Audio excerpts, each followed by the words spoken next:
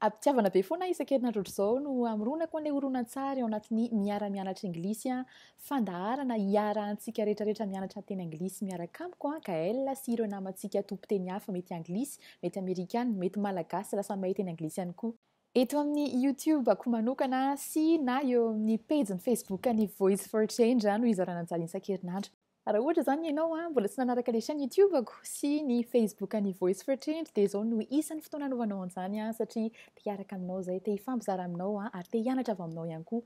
Betsaka amin'ny olona no manontany anaty fanontaniana ity hoe iza kikaela no tsara teny anglisy amerikana sa teny anglisy britanika. Alors vadiko aminareo ilay fanontaniana, raha nareo no nanontanian'ilay olona an'izay fanontaniana izay dia inona no navalinareo? Iza ny nareo manokana hitanareo tsara ny anglisy amerikana sa ny anglisy britanika? Sorata eo ambany eo dia tenenao hoe inona no antony itiavanareo an'ilay anankiray kokoa no ilay iray. Amaliko an'iny fanontaniana dia asehoko sary anankiroa nareo. Iza amin'ireto lehilahy anankiroa reto no bôgôsy aminareo? Dia iza amin'izy roa vavy reto indray no manja aminareo? Mino fa tsy mitovy ny manjako sy ny manjanao ary tsy mitovy ihany koa ny bôgôsiko sy ny bôgôsinao. Ny anazy tamin'ny lehilahy teo ito anankiray ito no tiako nefa mino fa mety nisy niteny teo hoe ilay anankiray no tiany. Izany hoe samy manana ny bôgôsiny. Izay ihany koa ny entiko amalinan'ilay hoe anglisy britanika sa anglisy amerikana. Tsy hiditra amin'izay tsika androany tsy any resaka hoe inona tsara kokoa sy ratsy kokoa satria samy manana ny tiany ny olona tsirairay avy. Resaka tsika androany dia hoe ohatriny ahoana ny karazana accent amerikana. Any aorianantsika andeha hijery ihany koa ohatriny ahoana ny britanika ihany koa mampiavaka an'zareo any amin'zareo any.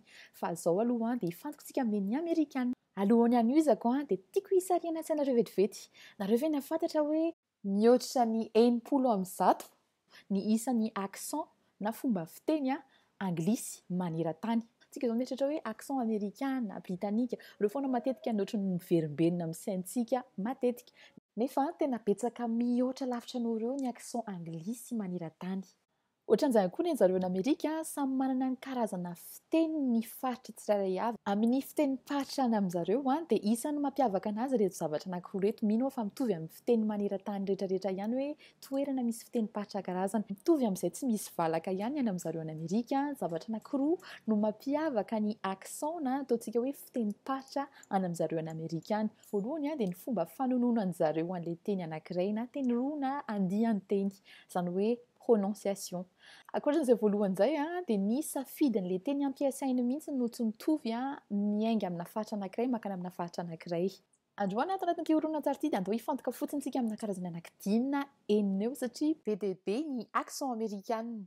Ny voalohany zaraiko dia ny southern accent, izany hoe ny fomba firesaka zareo any atsimon'ny amerikana. Aveko foana ihany hoe fantaro fa tsy misy zany ny hoe accent tokana na fomba firesaka zareo tokana any atsimo any satria tena feno karazana tanàna ny akoatran'ilay hoe état dia mbola misy ihany koa ny antsoin'zareo hoe région na ny faritra ao anatin'ireny tsirairay avy ireny.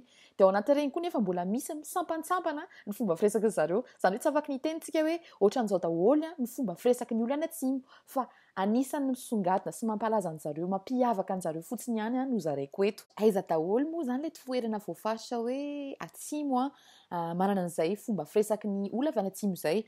Amin'ny ankapobeny dia ilay toerana reto ilay izy. Anisany Virginia, North Carolina, South Carolina, Georgia, Alabama, Tennessee, avaratry ny Florida, mbola izy ihany koa. Fantatsika rehetrarehetra ny Texas ihany koa hoe ao anatin'ilay izy. Isan'ny tena mampiavaka ny fomba firesaky zareo any atsimo ny filantolantona.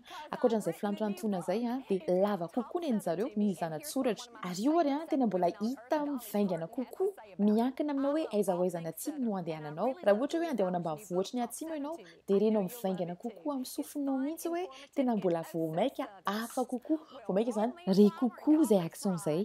Omeko ohatra nareo dia fasako sary mihetsika izay ahitana ny fomba firesaky zareo any atsimo any. Misy fomba fiantsony zareo manokana no mihitsy no hoe DRAWL.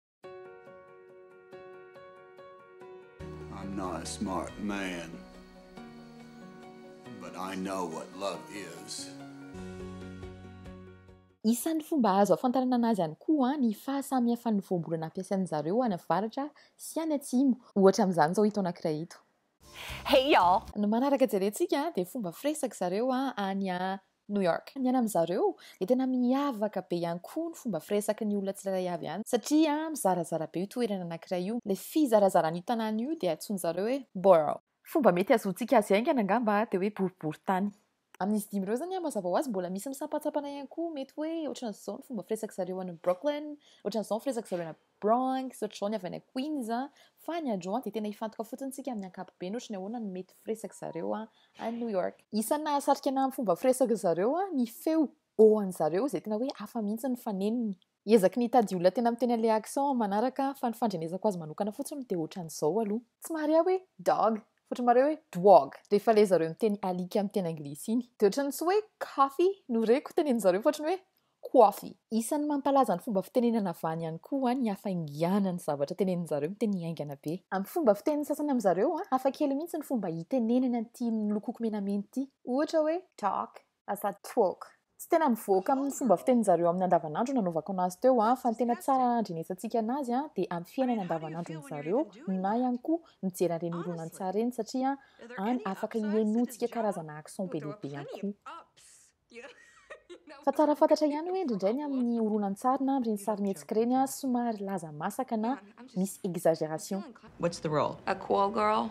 Tia ity indray aza eritreretina hoe manerana ny Californie iray manontolo dia ohatran'izany daholo ny fomba firesaky ny olona tsy izay le izy satria araka ilay niteneniko anareo tany aloha samy manana karazany le olona rehetrarehetra any fa isan'ny nanaitra manokana le izy dia zareko aminareo androany. Misy fomba fiantsony zareo an'le izy mihitsy hoe the Valley Girl accent. Ny mampiavaka an'le izy dia matetika rehefa tanora vavy miresaka amin'ny namana mifampitantara zavatra amin'ireny namana ireny dia isan'ny zavatra mampiavaka an zareo rehefa miresaka dia misy karazana teny miverina matetika. Ny malaza be ohatra izao ity anankiray ity. You know like ohatran'ny hoe miteny like foana zareo. Ankoatran'izay dia misy mihitsy hoe lantom-peo an'zareo matetika rehefa mamarana fehezany teny anankiray dia manana impression izay foana ianao rehefa mihaino an'zareo ohatran'ny hoe miakatra manontany fanontaniana izany foana zareo. Ianao ihany hoe fomba firesaka zareo amin'ity horonan-tsary anankiray ity. Is this about this Caesar guy? Do you love him? Does he love you? Anamity toerana anankiray ity indray Boston, isan'ny mampiavaka amin'ny fiteny hifandray ny fanatelomana an'le feo R amin'ny farany na anatenatenany. Ny mahazatra antsika izao dia rehefa mare an'io hoe fiarako io amin'ny teny anglisy dia hoe car. Fa rehefa zareo any amin'ny toerana anankiray io miteny anazy dia hiezaka anao ilay izy fa tsy voatery mety fa mitovitovy amin'ny hoe ka. Ty ohatra farany ity tsika zao rehefa miteny hoe lavitra amin'ny teny anglisy dia mitenysika hoe far. Fa neny zareo dia fa. Zany hoe raha amin'ny accent zareo zany ny hamakina ny anaran'ny firenentsika mety hafa mihitsy ny faneniny. Isa manamarika an'zareo ihany koa ny o an'zareo hafa kely rehefa teneniny. Ohatra amin'ity anankiray ity zao hoe Boston lasa mivadika hoe Baston. Tena mbola be dia be ny mampiavaka an'zareo na amin'ny fitsipika io na amin'ny voambolana ampiasainy na amin'ny fomba fanononany an'le izy fa andao aloha ajanontsika eo mba tsy ho lava loatra le izy iny anankiray iny no isan'ny tena hoe malaza indrindra koa moa zany tena marina. Tsara ho fantatritsika ihany hoe ireto toerana ireto no isan'ny azo andrenesana ny olona miteny an'io accent anankiray io fiantsony zareo ny fitambaran'ireto toerana anankenina reto dia New England, Maine, Vermont, New Hampshire, Massachusetts. Dia ny farany Connecticut. Isaka dia ny farany ity Rhode Island. Rehefa sendra manam-potoana ianareo dia jereo ity sarimihetsika anankiray ity fa tena hoe mandrenesana tsara mihitsy an'le fomba fitenin-zareo amin'ny toerana anankiray io. All I'm saying is that Boston women are, on the whole, a paler, uglier sort than women from the elsewheres of life. Ny fomba fiteny manodidina reto faritra reto koa tena hafa kely mihitsy ry zareo no ho any Midwest any Amerika. Be dia be ny accent an'zareo na ny fomba fitenin-zareo fa no zaraiko kely vetivety aminareo dia ny avy any Chicago. Any amin'ny resaka voambolana any zao ahitana fahasamihafana ohatra zareo any Chicago rehefa miteny hoe boisson gazeuse dia hoy zareo hoe zareo ao Chicago miteny hoe pop. Nefa any amin'ny toerana ohatran'ny hoe Michigan zareo miteny hoe soda. Any ihany koa dia mety sendra arentsika olona manova an'le feo hoe the ny amin'ny this, there, lasa mivadika hoe this na there. Zany hoe le the lasa mivadika d.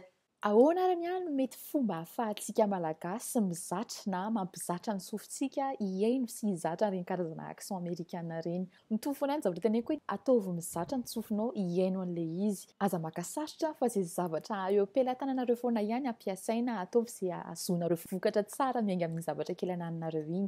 Ny nahy manokana ohatra zao dia fitiavana ireo karazana série ireo taloha tena hoe nandaniko fotoana manokana mihitsy satria tena tiako be ary tena nanampy be anahy hizatra hiaino karazana accent be dia be. Ny anahy manokana raha resaka accent no resahana dia tena hoe mbola lavitrezaka be mihitsy fa tsy ataoko mankivy le izy satria amiko dia fianarana foana fiainana mahafinaritra anahy ilay mianatra sy ilay mandiso dia miezaka be nivoatra hatrany hatrany. Mamerina afaka sitrahana antsika rehetrarehetra izay nanaraka ny chaîne YouTube sy nanaraka ny page Facebook tena hoe faly satria fantatro hoe tsy izaho rery kay no te hizara fahaizana teny anglisy amin'ny olona hafa ary tsy izaho rery no tia sy te hianatra fa be dia be tsika malagasy no mitovy fisainana sy mitovy fitiavana amin'ilay teny anglisy. Be dia be ny zavatra mbola ifampizarantsika amin'ny teny anglisy ao aoriana ao ohatra kely fotsiny ohatra hoe ahoana natao ohatra ka te hiteny anglisy tsy menamenatra tsy mahatatahotra intsony fa tena hoe tonga dia sasa ohatra ny ahoana raha te hiassurer ireny entretien d'embauche ireny amin'ny teny anglisy ohatra ny ahoana manolotra CV na lettre de motivation amin'ny teny anglisy sy ny sisa be dia be fa ohatra kely fotsiny zavatra hiarahantsika mianatra aoriana kely ao dia manasa anareo rehetrarehetra mbola hiara-dia amina foana satria fiarahana mianatra ny tanjona tsy izaho rery no mianatra fa isika rehetra dia mifampianatra. Zay fa ampitiavana be dia amin'ny herinandro izay tsika mihaona.